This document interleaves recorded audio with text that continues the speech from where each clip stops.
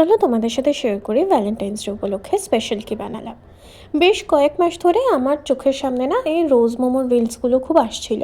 তো ভাবলাম Valentine's day থেকে উপযুক্ত সময় আর কিছুই হয় না এগুলো বাড়িতে বানানো। অ্যাকচুয়ালি ভ্যালেন্টাইন্স ডেটা তো ছুতো, মোমো খেতে ইচ্ছা করছিল, তাই একটু সুন্দর দেখতে মোমো বানালাম। আমার কাছে বিটের রস বা বিট ছিল না, তাই আমি রেড বেটেলটা রিক্রিয়েট করতে পারিনি। পালং শাক দিয়ে একটা বেটেছি আর একটা নর্মাল বেটেছি, সেই দিয়েই মানে জাস্ট ফার্স্ট ট্রাইয়ে এই কটা মোমোই বানিয়েছিলাম। 4-5টাই রোজ মোমো বানিয়েছিলাম।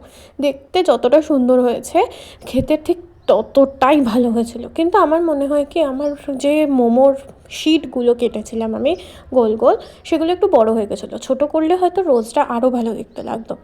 এছাড়া রোজ মোমো বানানোতে অনেক বেশি ঝক্কি দেখে নর্মাল যেরকম আমি মোমো বানাই সেরকমভাবেও 2-4টে বানিয়ে দিয়েছিলাম। খেতে খুবই ভালো হয়েছিল, যেরকম মোমোর ফিলিং তো সেমই ছিল, ফলে দুটো খেতেই সেমই হয়েছিল।